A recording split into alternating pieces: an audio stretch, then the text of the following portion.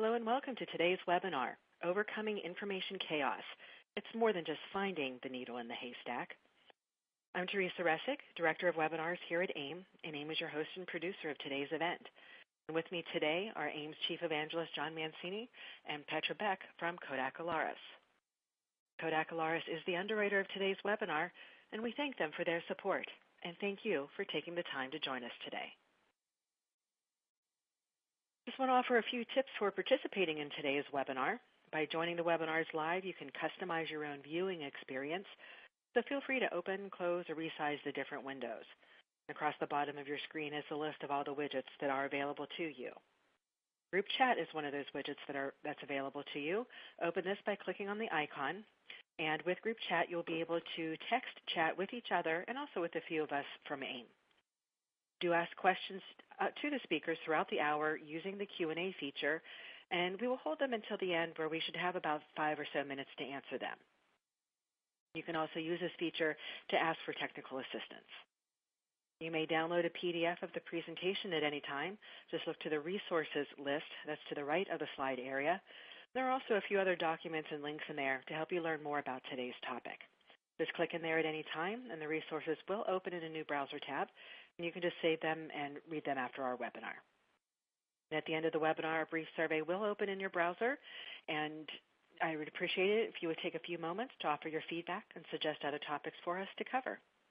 And this webinar is being recorded, and it will be posted to AIIM.org's Resources Webinars page in just a few days. And now to introduce our speakers today. John Mancini is the Chief Evangelist and past President of AIIM, and he is a well-known author and speaker of information management and digital transformation. As a frequent keynote speaker, John offers his expertise on digital transformation and the struggle to overcome information chaos. He blogs under the title Digital Landfill and has published more than 15 ebooks, many of which can be found at AIIM.org/research. And also joining us today is Petra Beck. She is the Director of Worldwide Customer and Market Intelligence and Strategy for Kodak Alaris. Petra has more than 20 years of experience in information management, and in her career, she's been leading customer and market intelligence, divisional and corporate strategic planning, as well as thought leadership efforts.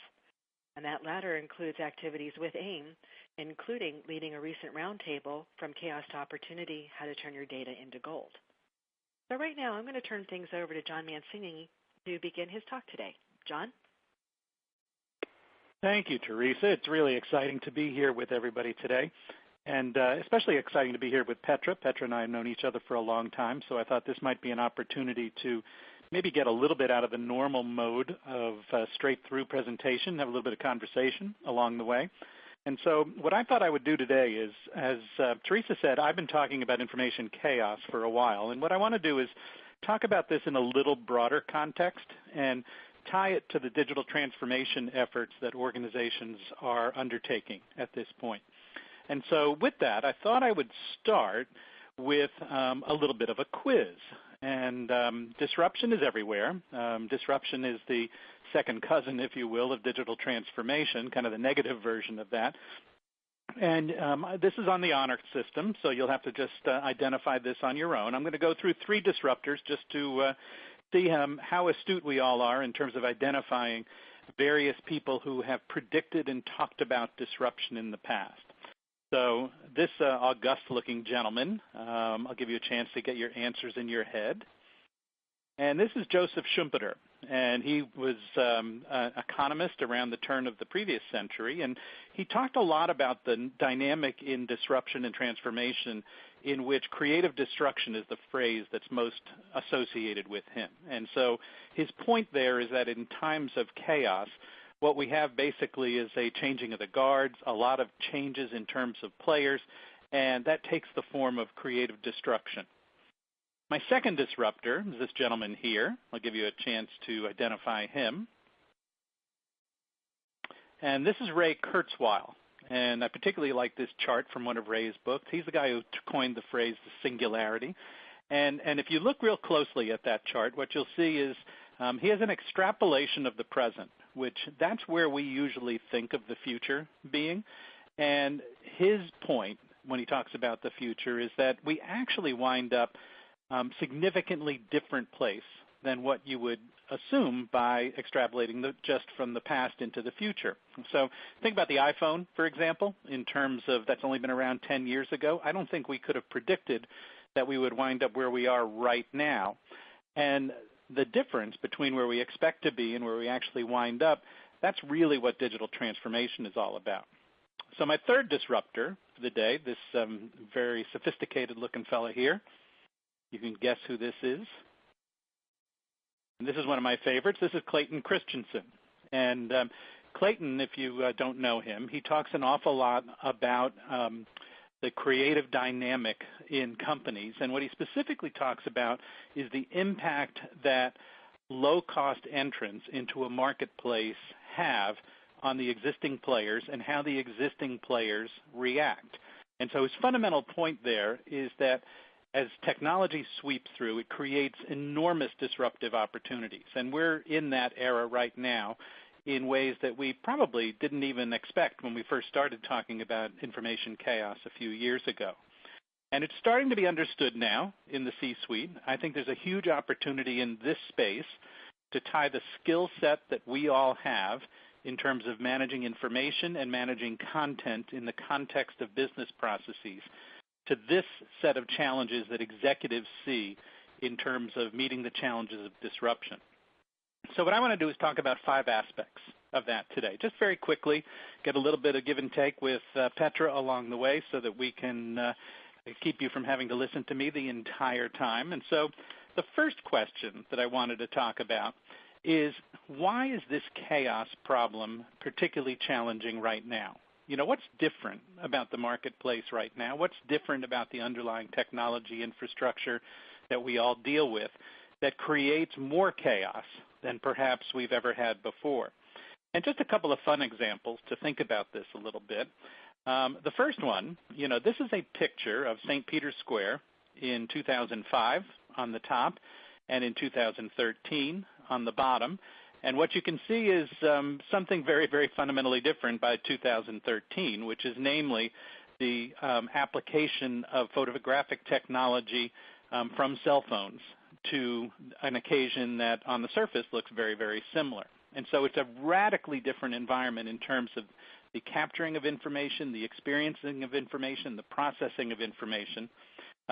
This one's kind of fun. I'm not sure this is really a good thing. There's a bunch of kids at a museum in the presence of the Grand Masters that are totally captivated by their cell phones, not even looking up at the Grand Master that's all around them. And if you want to think about the extension of consumer technologies to really crazy extremes, this is all about a graveyard in the UK in which, if you look in the lower left-hand corner of that picture, a fellow's put a barcode on there that basically tells his story. So my point here is that we're in the midst of an infrastructure change. We're in the midst of a migration from basically the PC era to the mobile era. This little chart from Andreessen Horowitz really captures what this is all about. It's an ecosystem change, and an ecosystem change creates lots more content, lots more information. It's reflected in this quote, I think, from my good buddy Ray Kurzweil that I mentioned earlier, which is that what we're experiencing right now is an exponential growth in the quantity and variety of information. And so when we first experience that exponential growth, it's deceptive. You know, we think we can deal with it with old ways. We think we can take the old approaches that we had to managing that information. And, you know, what all of a sudden we turn around and the growth is explosive. That's what exponential growth is all about. And that's the environment that we're in right now in terms of information chaos. And so I thought I'd switch over to Petra a little bit. Like I say, we've known each other a long time. And just get your take, Petra, on how do you see consumerization and mobility making this whole question of data chaos more challenging moving forward? So good afternoon or good evening from my part of the world, and certainly thrilled to have the opportunity to have this dialogue with you this afternoon, John, and be with the audience. So first of all, I certainly agree that data or information chaos, depending on what we want to call it, is ever more challenging than it has been before. And there are really two reasons, in my view. It's the chaos situation in itself, and you alluded to it with all the disruptive factors. And it's also more challenging because the expectations and the requirements keep increasing.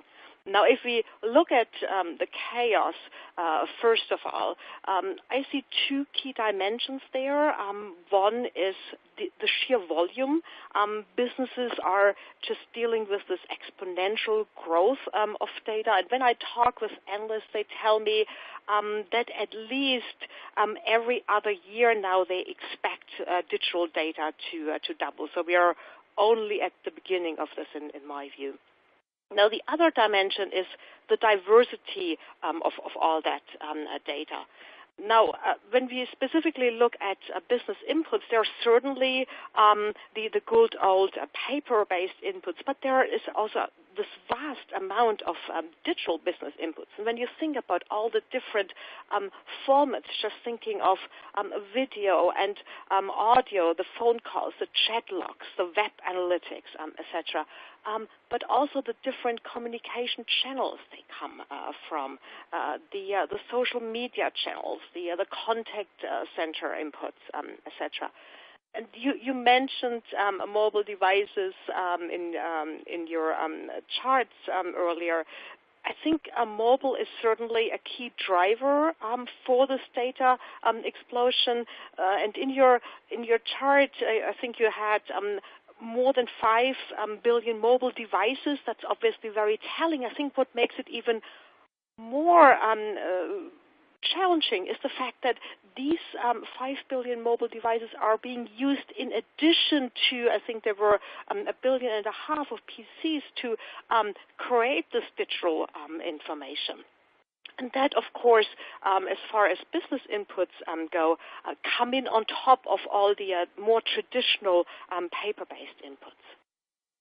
Now, if you look at the other side, the expectations that are increasing, it's certainly a desire of the companies to process these business inputs with a much, much higher level of automation, meaning much, much quicker with less human intervention. That obviously is very costly. Now, in a B2C, business-to-consumer environment, these expectations are driven by the customer themselves. As one example, maybe we ran a customer council recently, and I spoke to a customer in the finance sector who told me that the expectation now is for someone applying for a mortgage that this process should be completed in 30 minutes. And you mentioned consumerization. I believe that definitely drives these changing requirements where customers just expect to use the same technology, and also the same response time is what they expect to get out of a business interaction, being the same as what they're accustomed to in their private lives. Thank you, Petra. I think that I'm going to touch. I'm going to touch on this question of customer expectations in a minute in one of my thoughts coming up in a personal story.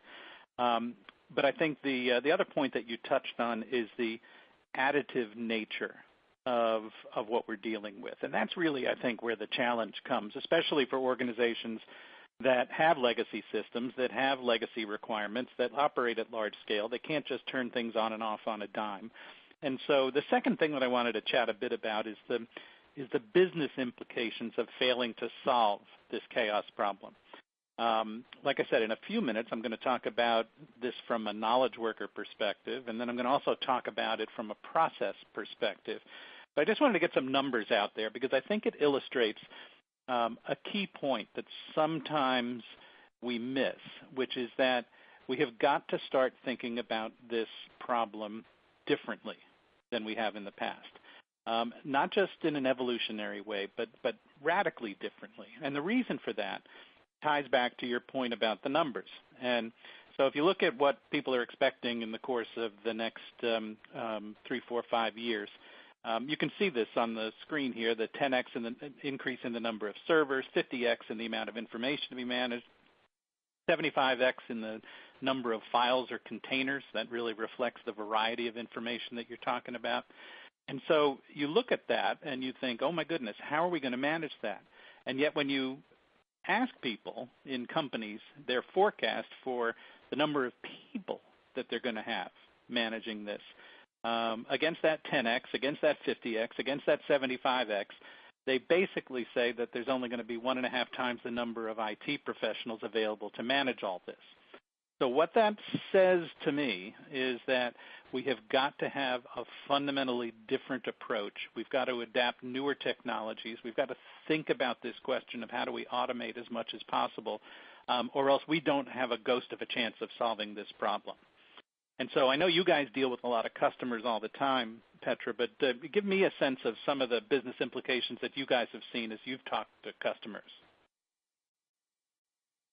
So I fully agree. We need to find better ways. I think the data here speaks certainly for itself. I think what it makes very clear for me when I speak with customers or when I visit customer sites, I'm often quite surprised how manual these processes are, or at least certain steps that require a lot of manual intervention. And when you look at these numbers here, with the volume just really exploding, these workarounds just won't be feasible anymore. People maybe they are able to handle this right now with a partially manual or a manual process, but it just simply won't be feasible when the number of interactions change in the way we expect them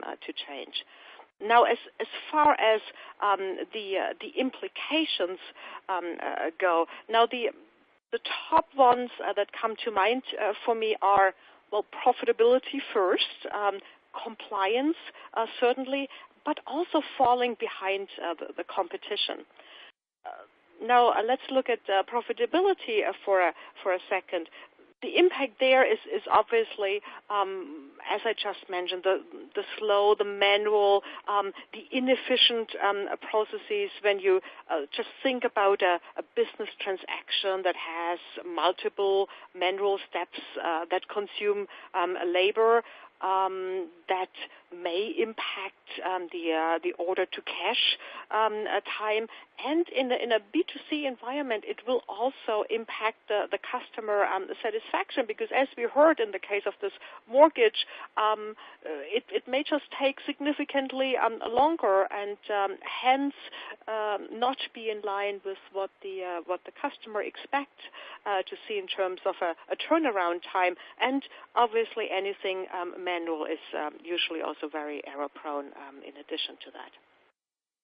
Now, as far as compliance risks go, the fines for not meeting regulatory and privacy requirements, as we know, can be rather significant. And if you just think of GDPR, that's just around the corners, and the rather hefty fines that go with it.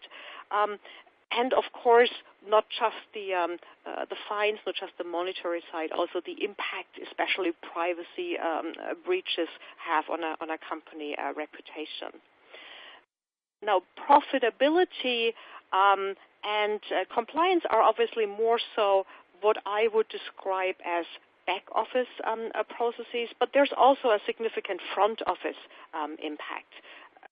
The biggest inefficiency factor, based on my experience and certainly some survey data that I have seen, is for front office workers to look for documents or look for the right document. Now, if you imagine a bank clerk spending a significant time just looking for documents rather than focusing on the customer. Just think about that implication and his or her ability to serve customers over as a whole, really. That's really a good jumping off point, especially that latter point, Petra, for where I want to go with this is I want to talk a little bit about how this relates to processes. I'll talk about that in a second. And then at a very basic level, how it relates to how knowledge workers get their work done every day. And so what got me thinking about this was I recently ran across some data from the Federal Reserve Bank of St. Louis. And it was really interesting because it took a look at labor productivity over the course of the last 20 or 30 years.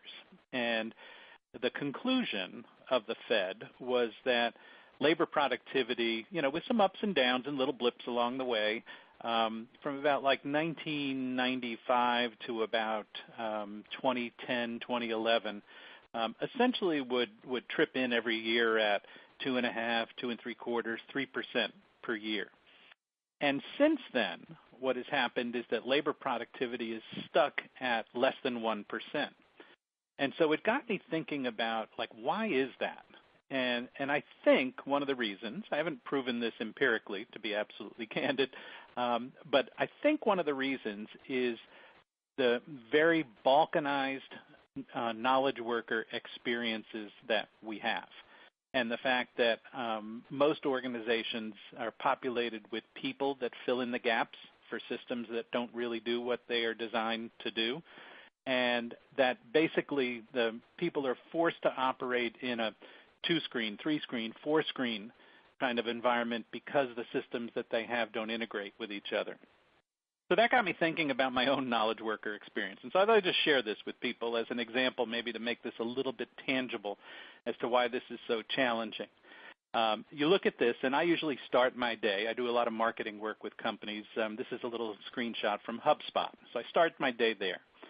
Then I will often be in LinkedIn for a while and looking for information, commenting on things, that kind of thing. I will also then at some point most likely wind up in Twitter and doing some posts there.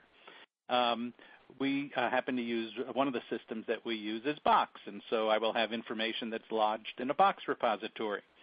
I'll then go into Outlook, into my Office 365 implementation.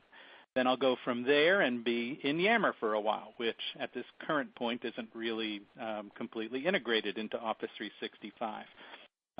Then at some point, I will wind up in this application, which is the Skype for Business, unless it doesn't work, and then I'll wind up at GoToMeeting for a while. Then I'll wind up, I usually do a lot of research in the work that I do and the writing I do, and I'll use Evernote to collect that information. I'll stick it in either a Word document or an Excel document or a PowerPoint, unless I'm really trying to do truly collaborative work, and then I'll invite people to a Google Doc along the way. And looking downstream, this is the pinwheel of capabilities that Microsoft has moving forward for the knowledge worker. So my point is that most knowledge workers are in a time of information chaos right now, and they haven't quite put this together yet. Organizations haven't put this together yet, but there is enormous opportunity for organizations that really think through this problem and try to solve it. So, Petra, give me your thoughts on that in terms of document workflow processes and kind of the experience that a knowledge worker has. Very, very happy to. I think your day in the life is actually not very different from. Actually, it made me think of a typical example, maybe for an insurance claim process. An insurance agent that receives the information for an insurance claim. He may get this in an online form first, then needs to log on to their main application to validate the insurance number, verify the type of coverage this person has, then go to email to retrieve input, may also get some paper-based input along the way in paper, or hopefully scanned and coming in as an image. Some of this may come to his email, or it may end up in some communication pool if it's not identified further. Some things may come in, maybe a photo is being sent from a smartphone if we are talking about an accident situation, for example. So this insurance agent having to constantly switch between all these different applications and handle all these different inputs. You talked about really the labor productivity. I think that would be a good example for a rather negative example there.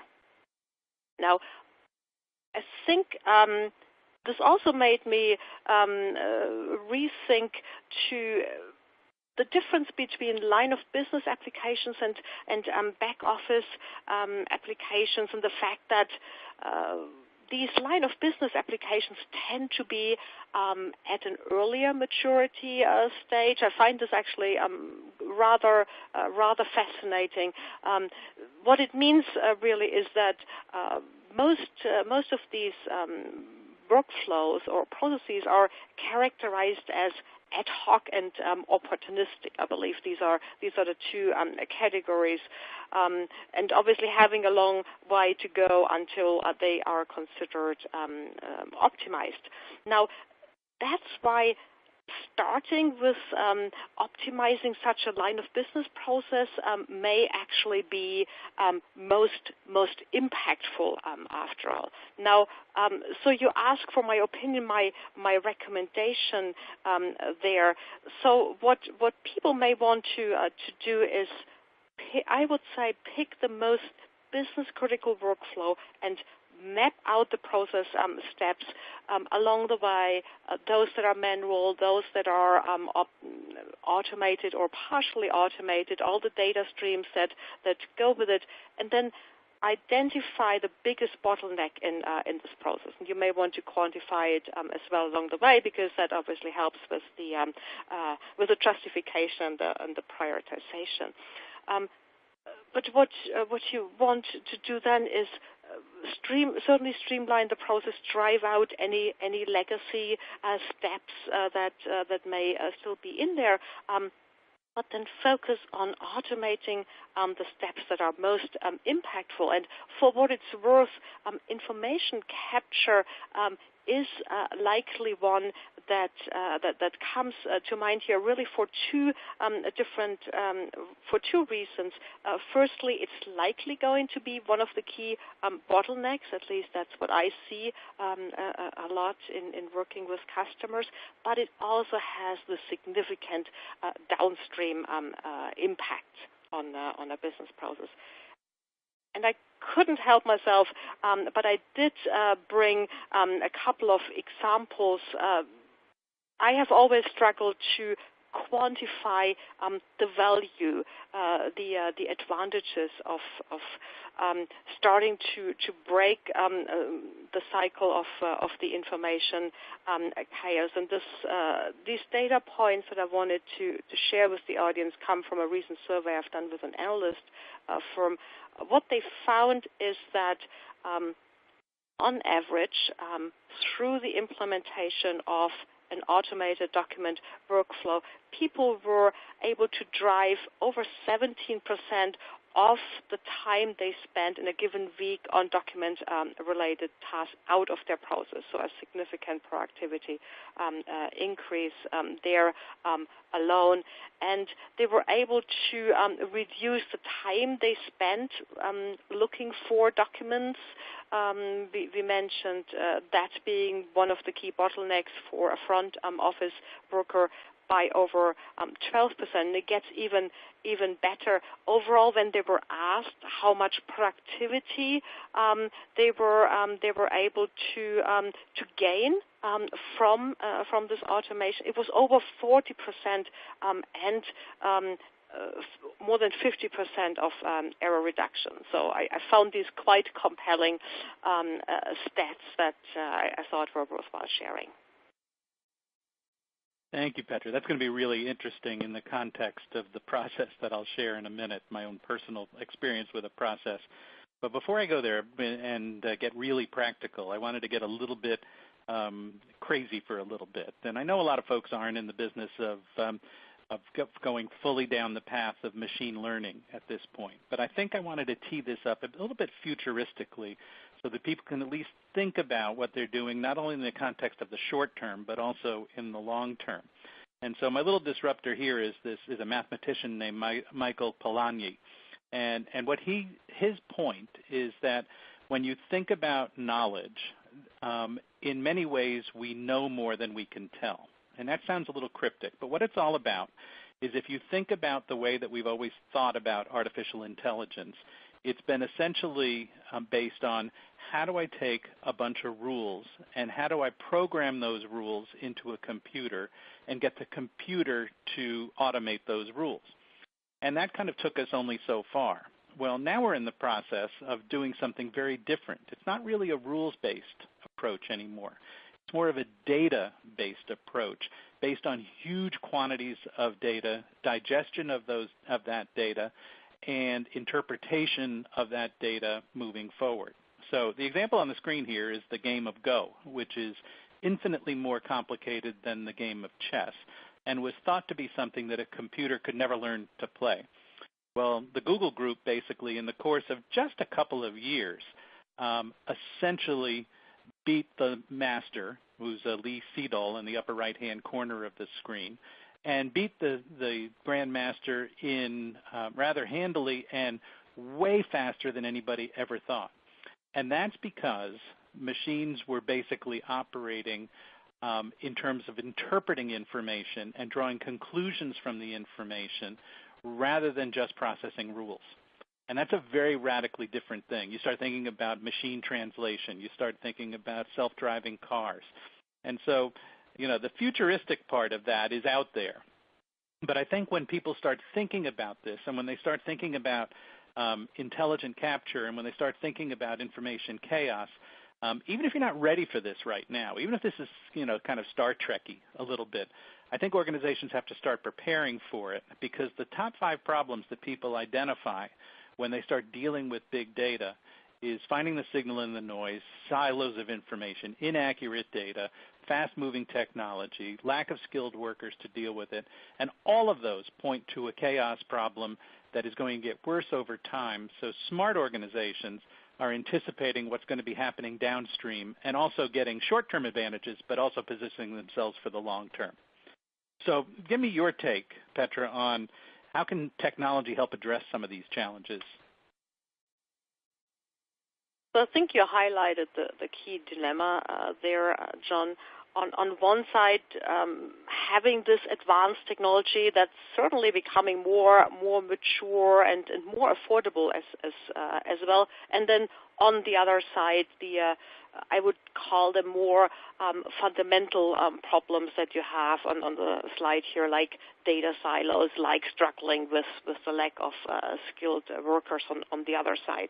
Now, intelligent capture is obviously a key starting point because the ability to intelligently capture business inputs in a cohesive process is obviously a key prerequisite for reaching any level of automation, I would say. And this is also where image science plays a key role. Just thinking of intelligent enhancements of scanned images, we at Kodak Alaris call this a perfect page. What it does, it helps reduce the prep time, key bottleneck in the process, and it also reduces the exception processing, which is another key bottleneck. So even starting with, let's say, with these initial process of intelligent capture, there's a lot to be gained there.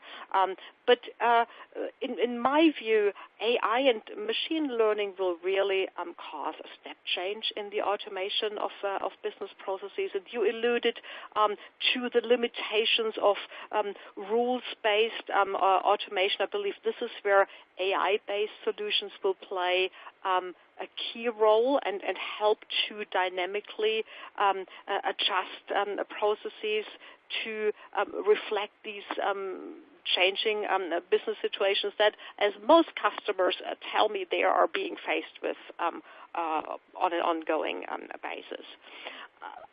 And for what it's worth, I attended a software conference in the U.S. earlier this month, and it appeared that about every vendor was either offering or working on an AI-based solution. So I believe this is going to happen pretty soon. Thanks. The last thing I wanted to do is come back to kind of what's meat and potatoes, if you will, for the AIM crowd, which tends to be a process crowd, a content crowd, a records crowd, and talk about some of the risks of mismanaged processes that are driven by information chaos. And so this is a little personal example. I call this the curious incident of the red bag at XXX Rent-A-Car, and it happened to me recently. And my daughter left a bag in a rental car.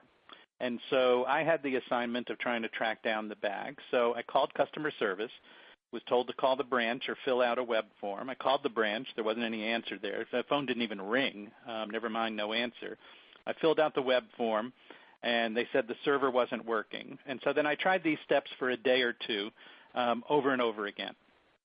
Then the next day, I went back, and the web form did work, except the only problem was the drop-down menu on the web form listed these 5 airports in New York and this airport in Virginia. And unfortunately, the car had been picked up in Midtown Manhattan and dropped off at Norfolk Airport, so it didn't have anything to do with the options that I was given. So I did what a lot of cranky people do, is I immediately went to Twitter, and I started posting some of my frustrations on Twitter. We're up to day 2 now in my little saga. That didn't lead to anything.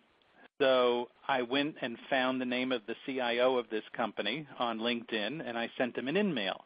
You can kind of get a sense of some of the frustration that I was experiencing. We're by the end of kind of day 2 at this point.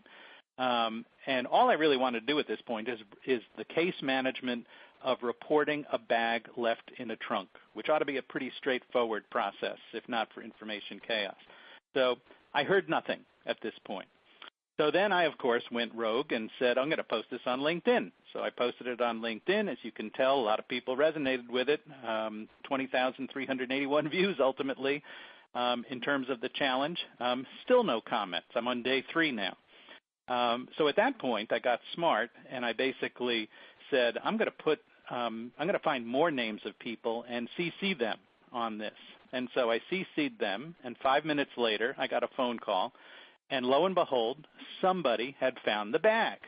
And they called my daughter, and they said, oh, there's either your brother or your father or somebody is making all these comments on LinkedIn, and we happen to find this bag.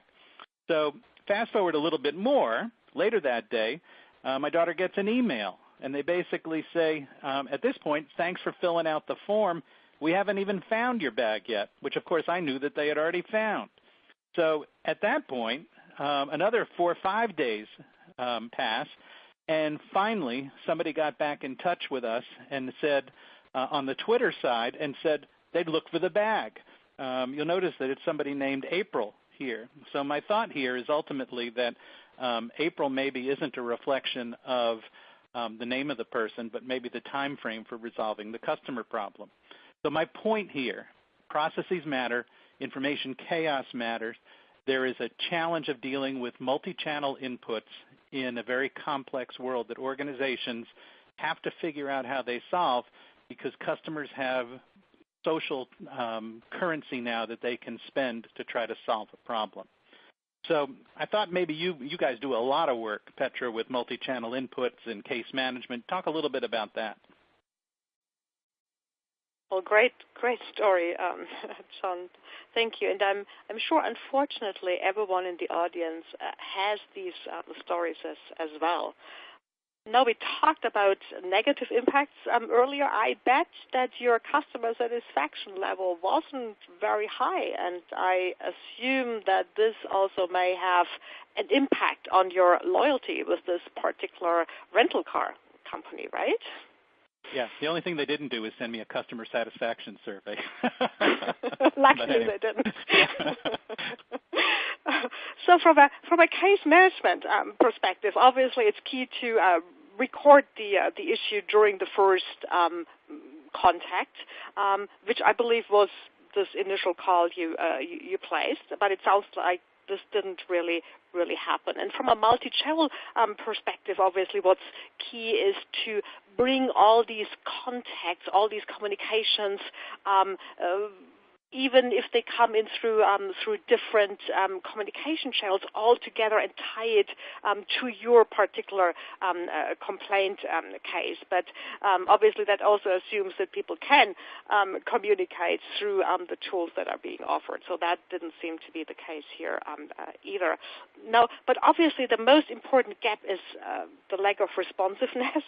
It appears, which didn't align with your expectations, and in particular considering that you used social media, where people should know that the customer's expectation is really an immediate answer. And for what it's worth, a state-of-the-art contact center application should have identified you as an important influencer and moved you up in their priority list and made sure that you get the ultimate customer service. But I assume this is taking us a little bit beyond information management. So back to you. I think the one thing in the whole saga, Petra, that I found the most frustrating, I think, was that I had pretty much given up on getting the bag back. All I really wanted to do was fill out the daggone form, and the systems were conspiring to keep me from doing that. And when somebody did find the bag, it was an example for me of kind of the heroic people that we have in our organizations that essentially fill in the gaps that are caused by information chaos that our systems haven't yet addressed. And so my main takeaway with all that is that those folks deserved better systems than they had. And the people I talked to were very good, very competent, but they were handicapped by the system in terms of solving the problem that I had.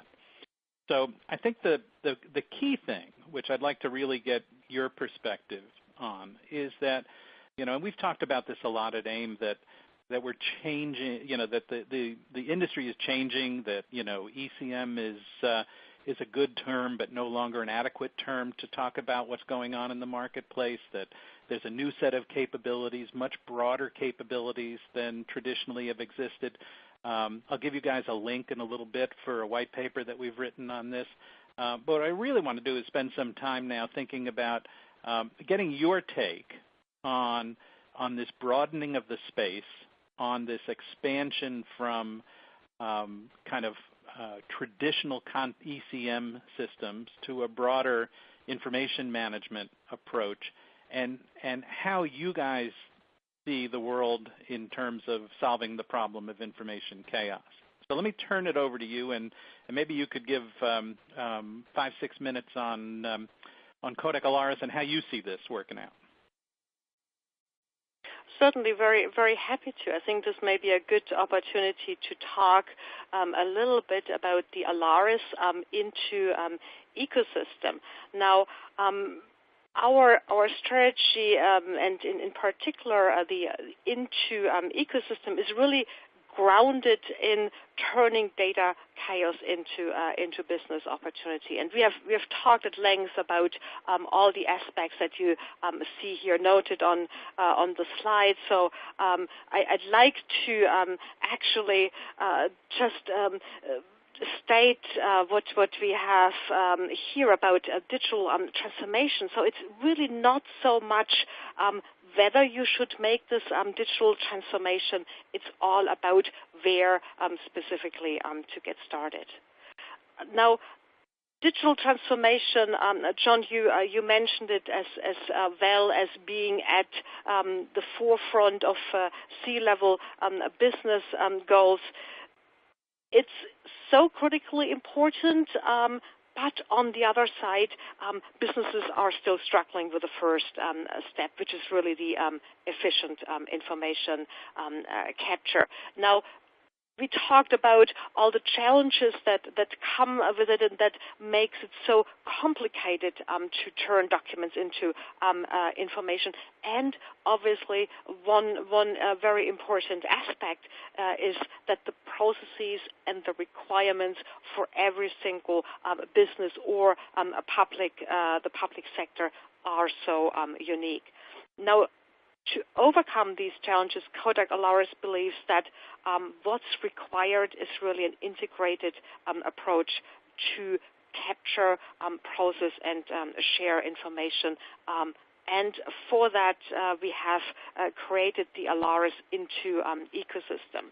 Now, what it does, as you see on the right-hand side, it brings together best-in-class scanners, software, and services, and trusted expert consultants and integrators that respond to these very specific customer problems. And they, of course, may range from anything that could be just a straightforward capture problem to a more sophisticated requirement for optimizing an end-to-end process. Now, addresses the big pain point of the complexity of information capture, which I believe is an important aspect to mention here, because as we hear, it's really the key hurdle in a digital transformation project.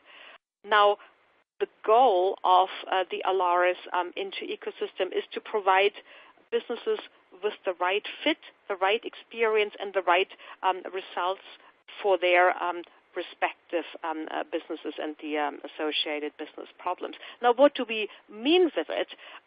The right fit, that's a solution that's configured to the respective business goals, the IT environment, and, of course, also the budget. The right experience, we talked about the customer experience aspect, obviously, that goes from the implementation to the day-to-day operation, and the right results at the end. That obviously means that the customer obtains the value through an accurate, efficient solution that provides him with faster access to information, and of course the right information.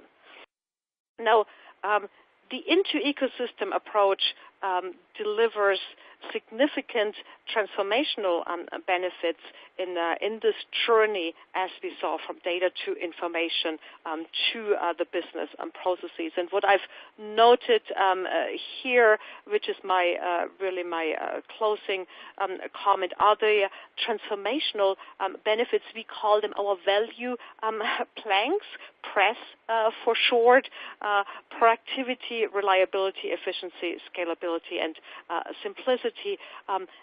They are really the differentiators for the into ecosystem and any Kodak Alaris offers that come to it. We use them a lot in our competitive benchmarking as well. And of course, all these benefits are based on Kodak Alaris's proven image science and technology excellence.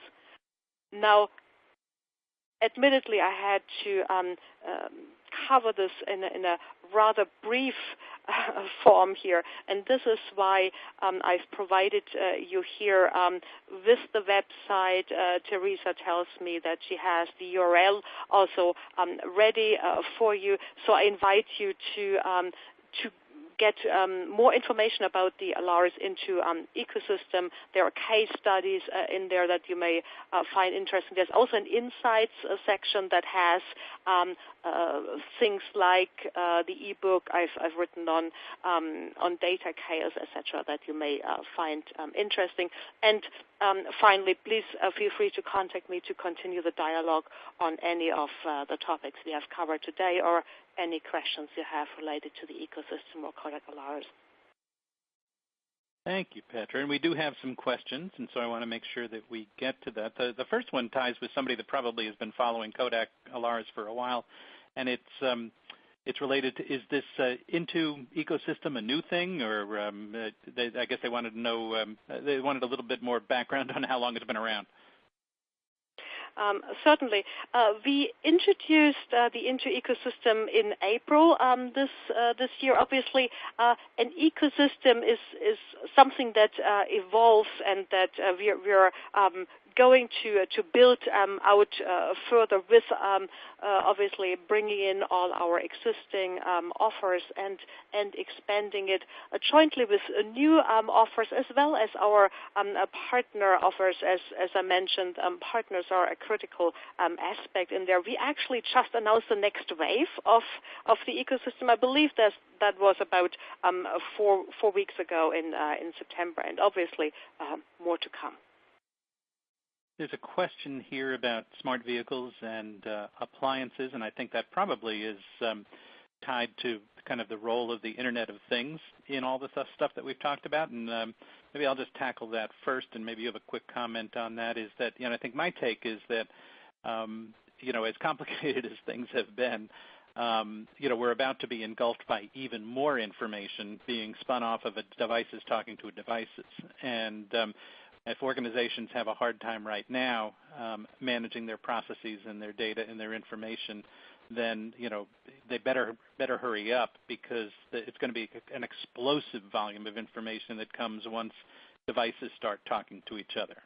Any take that you have on that, Petra?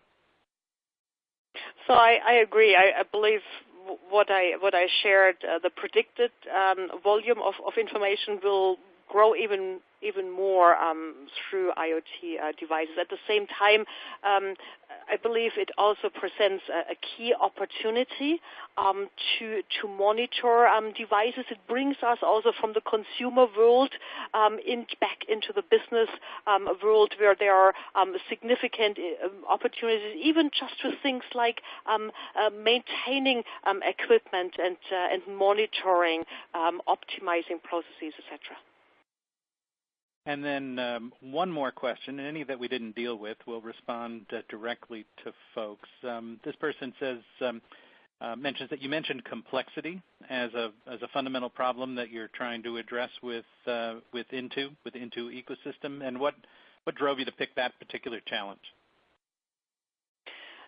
Yeah, complexity. What we hear in all the VOC efforts, in particular, customer councils that I run on both sides of the Atlantic. People tell me, both end customers as well as partners tell me, that complexity is what they're struggling with most in their business process, and what is really stopping them to reach any efficiency and the desired automation. We also, I believe that is part of our documentation for the Into ecosystem that people can find on our website. There are some survey results where over 60% of business decision makers say that complexity is the top barrier to deploying document capture technology. And that's certainly been the case when we look at our studies. The number one problem that people voiced when they talked about their content management systems in general is usability and simplicity and adaptability and kind of all those things. And I think that's really that's a key problem that needs to be solved if people are going to overcome chaos. We're about at the end of the hour, and so I thought I'd highlight a couple of resources for you. We do have an e-book that we've written around this concept of intelligent information management, and that's at aim.org/IIM, and it's free. I think you'll find it interesting. It kind of positions some of the themes going on in the industry right now, gives you some background in terms of how AIM is talking about the industry. We also do training. A lot of you have participated in the training. We really appreciate that. We offer live instructor-led training as well as online and self-paced classes, and you can do everything from a deep dive to just basically a quick brief on a topic, and so I'd urge you to take a look at that. We have recorded this webinar, and it's going to be available in a day or two on the AIM.org resources webinars page. And so I would urge you to check that out and urge you to share it with your peers. Feel free to do that. Don't forget to download the resources in the list to the right of the slide area. And also when the webinar is over, a brief survey will open up, and we really do appreciate the feedback. And we actually look at it. I've looked at it with Teresa many a time, and so would really appreciate your candid feedback on that. And lastly, I'd really like to thank our underwriter, Coder Galaris. Without the support from our solution providers, we really wouldn't be able to offer this kind of stuff for free, and we do appreciate the support. So I usually put my speaker on the spot at the end of this and say, you know, if there's one point that you'd really like to close with, Petra, and kind of make sure that everybody remembers, what would that be? Well, I would say data is really the new oil. Don't give in to data chaos. Turn this challenge into an opportunity, as we saw the rewards for your business are expected to be huge. I think that's a great takeaway. And for mine, I'll go back to this slide that Petra shared.